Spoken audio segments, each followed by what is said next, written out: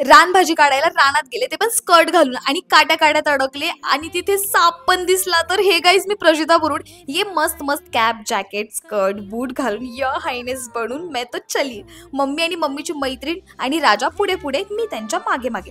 य हायनेसची मम्मी पण काही कमी नाही बरं का. बूट बघितले का बूट, वा बेटे. मला फक्त डोंगरावर जाऊन भारी भारी व्हिडिओज काढायचे होते, तर मग काय वाय नॉट य हायनेस बनून जावं म्हटलं. पण आता आम्ही अर्ध्या रस्त्यात येऊन का हसायला लागलो, कारण रानभाजी काढायला लागतो विळा, घरीच राहिला. आता मयूर गेला आणायला. हे असं शायनिंग मारत मारत चालत जात जात पुढे आलो. वाघाची भीती इकडे जंगलात आहे का असा प्रश्न तुमच्या मनात आलाच असेल, तर आम्ही आदिवासी निसर्ग पूजक आहोत, अजिबात घाबरत नाही. आम्ही कोणती रानभाजी आणायला चाललोय, तर चायाचा बार. हे पहा आमचं जुनं घर. बार तर सापडला, पण त्यात चिसुरडी टाकली की बस नादच काम.